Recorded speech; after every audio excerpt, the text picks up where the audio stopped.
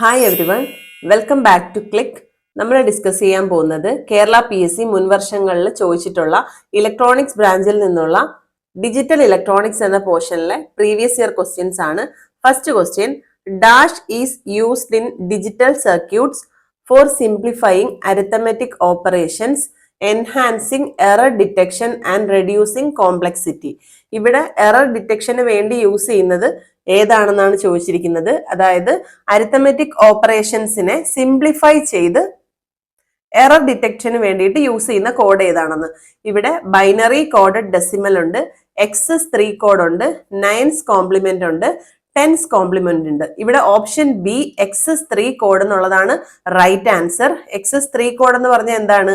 BCD കോഡിന്റെ കൂടെ decimal number ആയ 3 ആഡ് ചെയ്യുന്നു. 3 എന്ന് പറയുന്നത് ബൈനറിയിൽ എങ്ങനെയാണ്?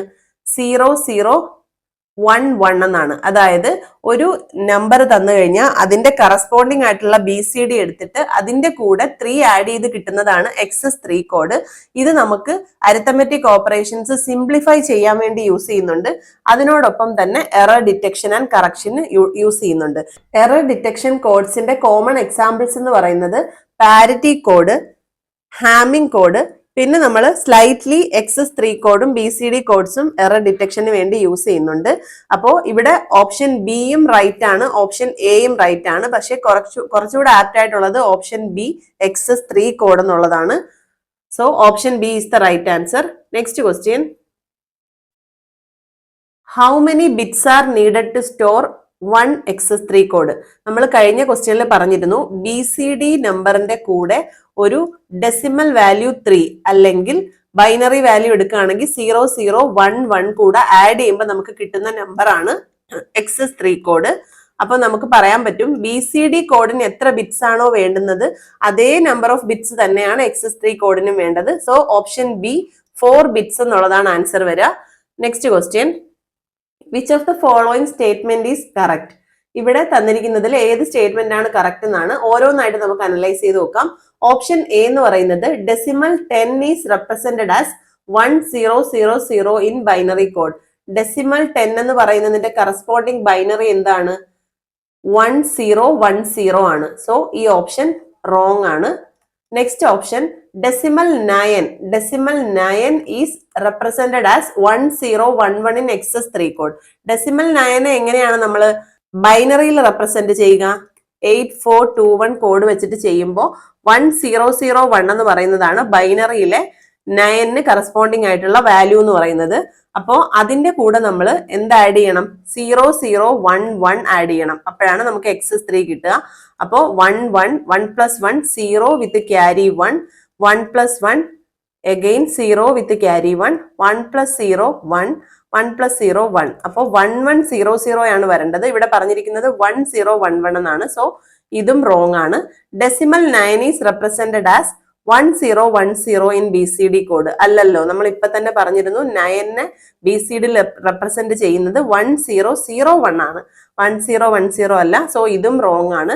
ഡെസിമൽ 10 റെപ്രസെന്റഡ്, ഡെസിമൽ 10ന്റെ BCD എന്താണ്? 1010. അതിന്റെ കറസ്പോണ്ടിങ് ആയിട്ടുള്ള ഗ്രേ കോഡാണ് ചോദിച്ചിരിക്കുന്നത്. Decimal to gray code conversion നമ്മൾ ചെയ്ത് നോക്കുക. ഫസ്റ്റ് ലെറ്റർ അതുപോലെ തന്നെ എഴുതുക. അത് കഴിഞ്ഞ് അടുത്ത ഡിജിറ്റ് എന്ന് പറയുന്നത് 1 + 0 1 കിട്ടും. പിന്നെ കറസ്പോണ്ടിങ് ആയിട്ടുള്ള ഡിജിറ്റ്സ് കൂട്ടുക. 0 + 1 1 കിട്ടും. ഇവിടെയും 1 + 0 1 കിട്ടും. സോ ഇത് കറക്റ്റ് ആണ്. Decimal 10 is represented as 1111 in gray code. So option D is the right answer. Next question, in a R to 2R ladder DAC, the typical value of R ranges from. ഇവിടെ നമ്മുടെ R2R ladder DAC digital to analog കൺവേർട്ടറിനെ പറ്റിയാ പറയുന്നത്. നമുക്കറിയാം ഇവിടെ 2 value of resistors മാത്രമേ use ചെയ്യുന്നുള്ളൂ. ഒരു ആറും പിന്നെ അതിന്റെ ഡബിൾ ആയിട്ടുള്ള 2R. അപ്പോൾ അതിന്റെ റേഞ്ചസ് എത്രയാണെന്നാ ചോദിച്ചിരിക്കുന്നത്. അത് ഓർത്തു വെച്ചിരിക്കുക. Option B is the right answer. 2.5 kilo ohm to 10 kilo ohm വരെയാണ് നമ്മുടെ ആറിന്റെയും 2Rന്റെയും വാല്യൂ റേഞ്ച് ചെയ്തിരിക്കുന്നത്. ഈ ഡിജിറ്റൽ ടു അനലോഗ് കൺവേർട്ടേഴ്സിന്റെ പെർഫോമൻസ് ബാലൻസ് ചെയ്യാൻ വേണ്ടിയിട്ടാണ് നമ്മൾ ഈ R2Rനെ ഈ ഒരു റേഞ്ച് ഓഫ് വാല്യൂസിൽ യൂസ് ചെയ്യുന്നത്. അതുപോലെ തന്നെ ease of manufacturing within the DACക്ക് വേണ്ടിയിട്ടും എന്ത് യൂസ് ചെയ്യുന്നു? 2.5 ആൻഡ് 10 കിലോ ഓം എന്ന് പറയുന്നതിന്റെ ഒരു സ്പെസിഫിക് റേഞ്ച് പറയുന്നത് നമ്മുടെ ഡിസൈനിന്റെ ഈസിനെസ്സിന് വേണ്ടിയിട്ടാണ്. അതുപോലെ തന്നെ ഇവിടെ നമുക്ക് R2R ലാഡർ നെറ്റ്വർക്കിന്റെ അഡ്വാൻറ്റേജ് എന്തെന്ന് പറഞ്ഞാൽ 2 വാല്യൂസ് ഓഫ് റെസിസ്റ്റേഴ്സ് മാത്രമേ യൂസ് ചെയ്യുന്നുള്ളൂ. അതുകൊണ്ട് അതൊരു IC ചിപ്പാക്കി കൺവേർട്ട് ചെയ്യുമ്പോൾ അത് മാനുഫാക്ചറിങ് പ്രോസസ്സ് വളരെ എളുപ്പമാണ്. ഇവിടെ ചെയ്യുന്നത് ഡിജിറ്റൽ ബൈനറി ഇൻപുട്ടിനെ അനലോഗ് വോൾട്ടേജ് ഔട്ട്പുട്ട് ആയിട്ടാണ് കൺവേർട്ട് ചെയ്യുക. ഡിജിറ്റൽ ടു അനലോഗ് കൺവേർഷൻ ആണ്. സോ ഇവിടെ ഡിജിറ്റൽ എന്ന് പറയുന്നത് ബൈനറി നമ്പേഴ്സ് ആയിരിക്കും, അതിന്റെ കറസ്പോണ്ടിങ് ആയിട്ടുള്ള വോൾട്ടേജ് ആയിട്ടായിരിക്കും കൺവേർട്ട് ചെയ്യുന്നത്. ഓക്കെ, അതുപോലെ ഈ R2R എന്ന് പറയുന്നത് ലാഡർ ലൈക്ക് സ്ട്രക്ചർ ആയിട്ട് ആയിരിക്കും അറേഞ്ച് ചെയ്തിരിക്കുക. ഇവിടെ option B 2.5 kilo ohm to 10 kilo ohm എന്നുള്ള വാല്യൂസ് ഓർത്തു വെച്ചിരിക്കുക. Next question, which of the following code is used for labelling the cells of a Karnaugh map? അതായത് കെ മാപ്പ്. കെ മാപ്പിലെ cells നമുക്കറിയാം 2x2 ഉണ്ട്, അതേപോലെ 4x4 കെ മാപ്സ് ഉണ്ട്. അതിലെ നമ്മുടെ എന്താണ് കറസ്പോണ്ടിങ് സെൽസ് ലേബൽ ചെയ്യാൻ യൂസ് ചെയ്യുന്ന കോഡ് ഏതെന്നാണ് ചോദിച്ചിരിക്കുന്നത്. അത് നമ്മുടെ ഗ്രേ കോഡാണ്. Option C is the right answer. Gray കോഡിന്റെ ഒരു സ്പെസിഫിക് പ്രോപ്പർട്ടി ഉള്ളത് കൊണ്ടാണ് അത് അവിടെ യൂസ് ചെയ്യുന്നത്. ഗ്രേ കോഡ് എന്ന് പറയുന്നത് യൂണിറ്റ് ഡിസ്റ്റൻസ് കോഡാണ്. യൂണിറ്റ് ഡിസ്റ്റൻസ് കോഡാണ്. യൂണിറ്റ് ഡിസ്റ്റൻസ് കോഡ് എന്ന് പറയുന്നത് കറസ്പോണ്ടിങ് ആയിട്ടുള്ള കോൺസിക്വന്റ് ആയിട്ടുള്ള 2 വാല്യൂസ് എടുത്തു കഴിഞ്ഞാൽ അതിന്റെ 1 ബിറ്റ് പൊസിഷൻ മാത്രമേ ചേഞ്ച് ഉണ്ടാവുള്ളൂ. അടുത്തടുത്ത 2 വാല്യൂസ് എടുത്തു കഴിഞ്ഞാൽ 1 ബിറ്റ് പൊസിഷൻ മാത്രമേ ചേഞ്ച് ഉണ്ടാവുള്ളൂ. അതുകൊണ്ട് തന്നെ നമ്മളിത് കെ മാപ്പിൽ യൂസ് ചെയ്യുമ്പോൾ നമുക്ക് മിൻ ടേമും മാക്സ് ടേമും ഒക്കെ അറേഞ്ച് ചെയ്യാൻ കുറെ കൂടെ ഈസി ആയിരിക്കും. അതേപോലെ തന്നെ അതിനെ ഐഡന്റിഫൈ ചെയ്ത് ഗ്രൂപ്പ് ചെയ്യാനുള്ള ഈസിനെസ്സിന് വേണ്ടിയിട്ടാണ് ഗ്രേ കോഡ് യൂസ് ചെയ്യുന്നത്. മറ്റു കോഡ്സിനൊന്നും ആ ഒരു പ്രോപ്പർട്ടി ഇല്ല. നമ്മുടെ അടുത്തടുത്ത 2 വാല്യൂസ് എടുക്കുമ്പോൾ ഒരൊറ്റ ബിറ്റ് പൊസിഷനിൽ മാത്രമേ ചേഞ്ച് ഉണ്ടാവുള്ളൂ. ആ ഒരു പ്രോപ്പർട്ടിയാണ് നമ്മൾ ഇവിടെ യൂട്ടിലൈസ് ചെയ്യുന്നത്. So option C is the right answer. Next question, The figure of merit of a logic family is often measured in the unit of. ഇത് ഒരുപാട് ക്വസ്റ്റ്യൻസിൽ റിപ്പീറ്റഡ് ആയിട്ട് ചോദിച്ചിട്ടുള്ളതാണ്. ഫിഗർ ഓഫ് മെറിറ്റിന്റെ യൂണിറ്റ് എന്തെന്നാണ്? ഫിഗർ ഓഫ് മെറിറ്റ് എന്ന് പറയുന്നതിന്റെ unit, figure of മെറിറ്റിന്റെ ഒരു ഡെഫിനിഷൻ എന്ന് പറഞ്ഞാൽ propagation delay into power dissipation എന്നുള്ളതാണ് ഫിഗർ ഓഫ് മെറിറ്റ് എന്ന് പറയുന്നത്. നമ്മുടെ ഡിലേ എന്ന് പറയുന്നത് നാനോ സെക്കൻഡിലും പവർ എന്ന് പറയുന്നത് മില്ലി വാട്ടിലും ആയിരിക്കും മെഷർ ചെയ്യുന്നത്. ഇതിനെ നമ്മൾ സിംപ്ലിഫൈ ചെയ്ത് പൈക്കോ ജൂൾ എന്ന് അറിയപ്പെടുന്നുണ്ട്. പൈക്കോ ജൂൾ ആണ് ശരിക്കുള്ള ഇതിന്റെ യൂണിറ്റ്, ഫിഗർ ഓഫ് മെറിറ്റിന്റെ യൂണിറ്റ് എന്ന് പറയുന്നത്. സോ ഇവിടെ ഓപ്ഷൻ എ ആണ് റൈറ്റ് ആൻസർ, പൈക്കോ ജൂൾ. പിന്നെ നമുക്ക് ഇതിന്റെ ഇക്വേഷൻ എങ്ങനെയാ വരുന്നതെന്ന് നോക്കാം. പ്രൊപ്പഗേഷൻ ഡിലേ എന്ന് പറയുന്നത് TPD എന്ന് റെപ്രസെന്റ് ചെയ്യുകയാണെങ്കിൽ നമുക്ക് എന്ത് പറയാം? Delay time in going from high to low logic, അതേപോലെ തന്നെ ലോ ടു ഹൈ ലോജിക്കിലേക്ക് പോകുമ്പോൾ ഉള്ള ഡിലേ ടൈമിന്റെയും ആവറേജ് വാല്യൂ ആണ് ടോട്ടൽ പ്രൊപ്പഗേഷൻ ഡിലേ എന്ന് പറയുന്നത്. അപ്പോ TPHL plus TPLH divided by 2, ഇതിന്റെ രണ്ടിന്റെയും ആവറേജ് ആയിരിക്കും. അതുപോലെ തന്നെ നമ്മുടെ പവർ ഡെസിപ്പേഷൻ എന്ന് പറയുന്നത് PD ആവറേജ്, അതിന്റെ ഇക്വേഷൻ വരുന്നത് ICC ഇൻറ്റു VCC ആണ്. അവിടുത്തെ കറണ്ട് അതുപോലെ തന്നെ VCC വോൾട്ടേജ് രണ്ടും കൂടെ മൾട്ടിപ്ലൈ ചെയ്യുമ്പോൾ PD ആവറേജ് കിട്ടും. ഇത് രണ്ടും കൂടെ മൾട്ടിപ്ലൈ ചെയ്യുമ്പോൾ നമുക്ക് എന്ത് കിട്ടും? ഫിഗർ ഓഫ് മെറിറ്റ് എന്ന് പറയുന്നത് കിട്ടും. അപ്പോൾ ഫിഗർ ഓഫ് മെറിറ്റിന്റെ യൂണിറ്റ് പൈക്കോ ജൂൾ ആണെന്ന് ഓർത്ത് വെച്ചിരിക്കുക. Moving on to next question. In a half adder the carry output is high if the inputs are. നമുക്കറിയാം ഹാഫ് ആഡറിൽ എന്തായിരിക്കും? നമ്മുടെ ഇൻപുട്സ് എല്ലാം ഹൈ ആയിരിക്കുമ്പോൾ മാത്രമേ ഔട്ട്പുട്ട് ഹൈ ആവൂ. ഇവിടെ ഇൻപുട്സ് എല്ലാം കൊടുത്തിരിക്കുന്ന ഹൈ ആയിട്ടുള്ള ഏത് ഓപ്ഷനാ ഉള്ളത്? Option C is the right answer. So 111 is the right answer. നമുക്ക് ഹാഫ് ആഡറിന്റെ ട്രൂത്ത് ടേബിളോട് ഒന്ന് ചെക്ക് ചെയ്യാം. നമ്മൾ ചെക്ക് ചെയ്യുമ്പോൾ ഇൻപുട്സ് A-Bയും പിന്നെ സം ഉണ്ടാവും, ക്യാരി ഉണ്ടാവും. അതിൽ ഹാഫ് ആഡർ ആകുമ്പോൾ നമുക്ക് 2 ബിറ്റ്സ് എടുത്താൽ മതി. അപ്പോൾ 0 0 0 1 1 0 1 1. ഓക്കെ, ഇതിൽ സം വരുന്നത് 0 വരും, ഇവിടെ 1 വരും, ഇവിടെ 1 വരും, ഇവിടെ 0 വിത്ത് ക്യാരി 1 വരും. ഓക്കെ, ബാക്കി എല്ലായിടത്തും ക്യാരി 0 ആയിരിക്കും. അപ്പൊ നോക്കുക, ഇൻപുട്സ് രണ്ടും ഹൈ ആവുമ്പോൾ മാത്രമാണ് ഔട്ട്പുട്ട് ഹൈ ആവുക. So option C is the right answer. Next question. How many flip flops are required to construct a mod 32 counter?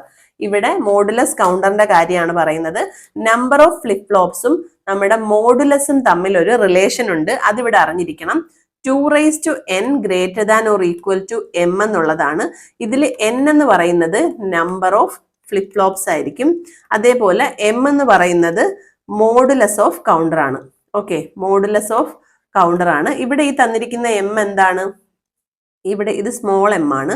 ഇവിടെ ഈ തന്നിരിക്കുന്ന m എന്ന് പറയുന്നത് 32 ആണ്. അപ്പൊ നമുക്ക് എങ്ങനെ എഴുതാം? 32 വരണമെങ്കിൽ ഈ 2 എന്ത് വന്നാലാണ് 32 വരിക? 5 വരുമ്പോഴല്ലേ. അതുകൊണ്ട് തന്നെ നമുക്ക് എന്ത് പറയാം? ഇവിടെ number of flip flops n equal to 5 ആണെന്ന് പറയാൻ പറ്റും. ഓക്കെ, ഈ smallest integer n that satisfy this inequality is called number of flip flop. അതായത് ഈ ഇനിക്വാളിറ്റിയെ നമ്മൾ സാറ്റിസ്ഫൈ ചെയ്യിക്കുന്ന മിനിമം വാല്യൂ ഓഫ് n ആയിരിക്കും നമ്പർ ഓഫ് ഫ്ലിപ്പ് ഫ്ലോപ്പ് എന്ന് പറയുന്നത്. സോ ഇവിടെ ഓപ്ഷൻ ഡി 5 ആണ് റൈറ്റ് ആൻസർ വരിക.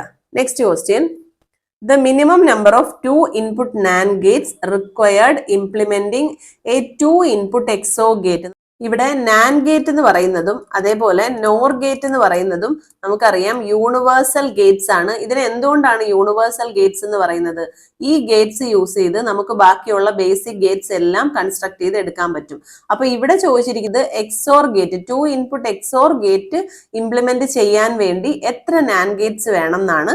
ഇവിടെ ഓപ്ഷൻ ബി 4 ആണ് ആൻസർ വരിക.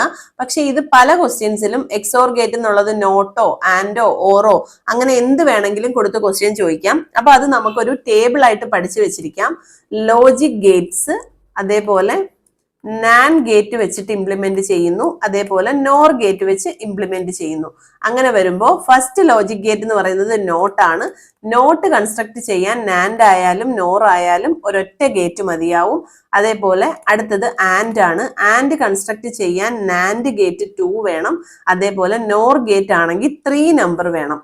ഓർ ഗേറ്റ് ആണ് നെക്സ്റ്റ്. ഓർ ഗേറ്റ് ആണെങ്കിൽ ഇവിടെ 3യും ഇവിടെ 2 ആയിരിക്കും വരിക.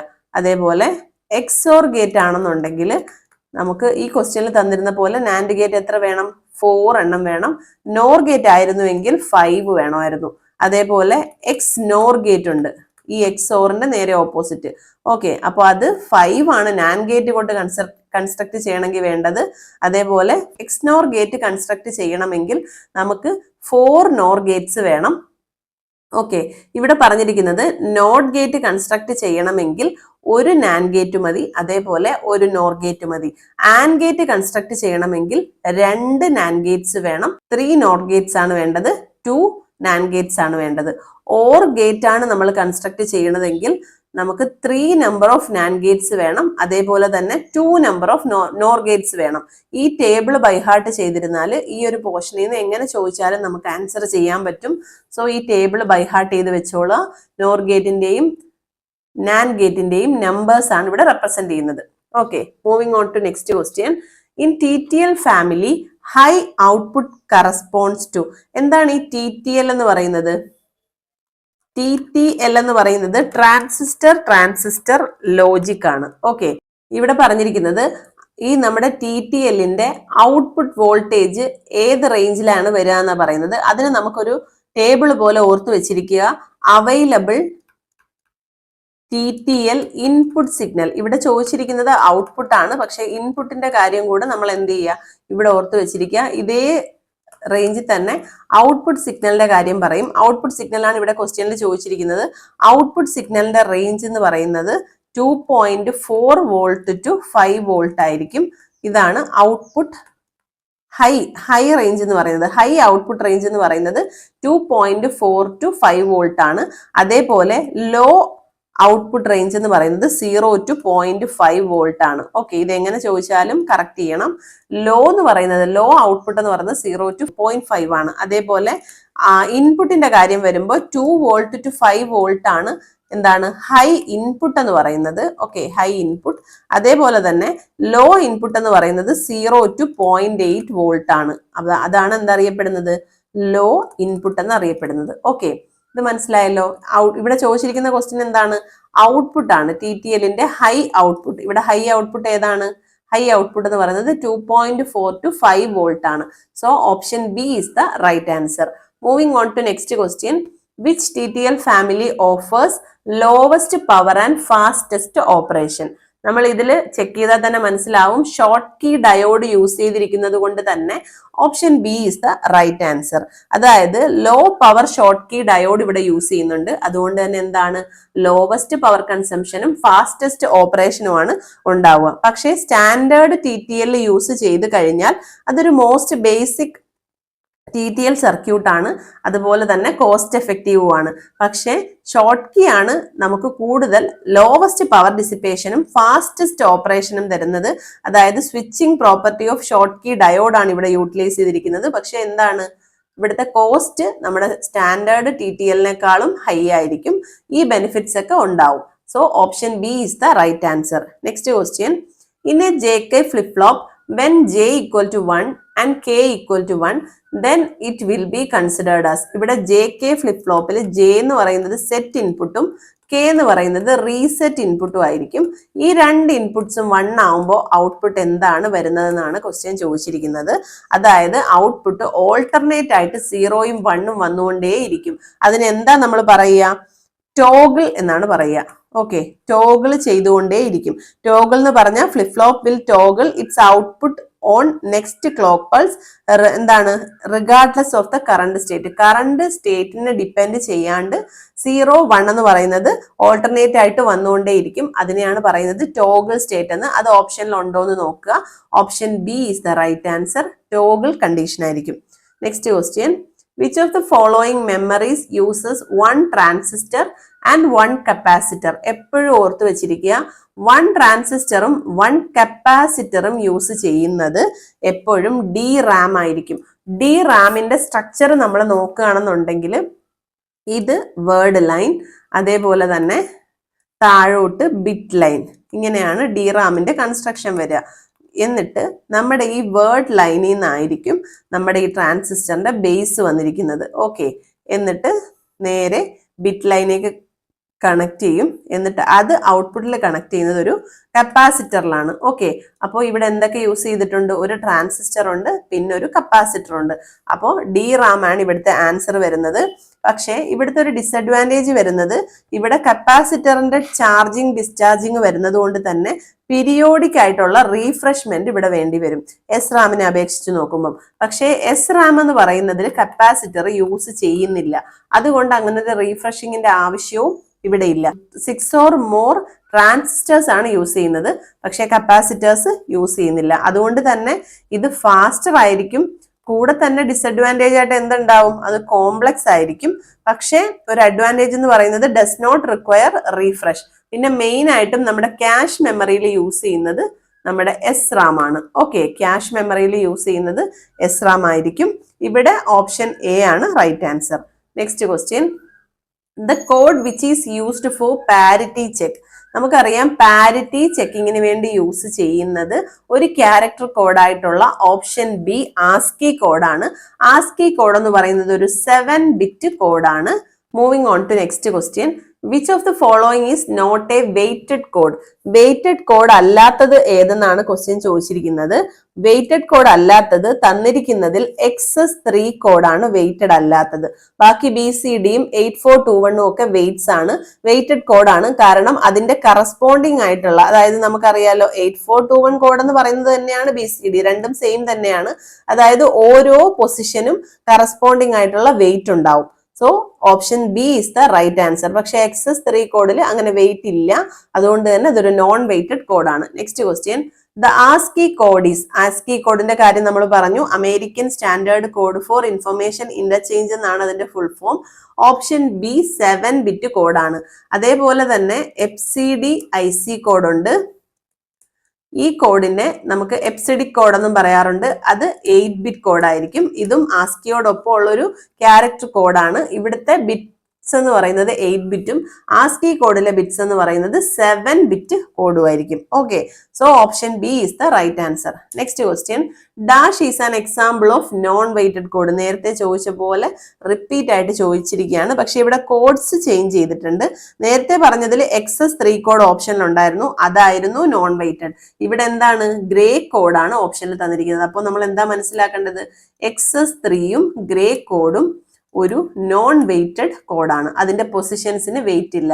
ബാക്കി ബൈനറി, ഹെക്സാഡെസിമൽ, BCD ഒക്കെ വെയ്റ്റഡ് കോഡ്സിന് എക്സാമ്പിൾ ആണ്. സോ ഇവിടെ option B is the right answer. നമുക്ക് ഇന്നത്തെ വീഡിയോ ഇവിടെ വൈൻഡപ്പ് ചെയ്യാം. ഇന്ന് ചെയ്ത ക്വസ്റ്റ്യൻസിൽ എന്തെങ്കിലും ഡൗട്ട്സ് ഉണ്ടെങ്കിൽ കമന്റ് സെക്ഷനിൽ അറിയിക്കുക. വീഡിയോ ഇഷ്ടപ്പെട്ടിട്ടുണ്ടെങ്കിൽ ലൈക്ക് ചെയ്യുക, ഷെയർ ചെയ്യുക. നമ്മുടെ ചാനൽ ഇതുവരെയും സബ്സ്ക്രൈബ് ചെയ്യാതെ കാണുന്ന കുട്ടികളുണ്ടെങ്കിൽ please do subscribe our channel. Signing off your study partner. Click focus on what really matters.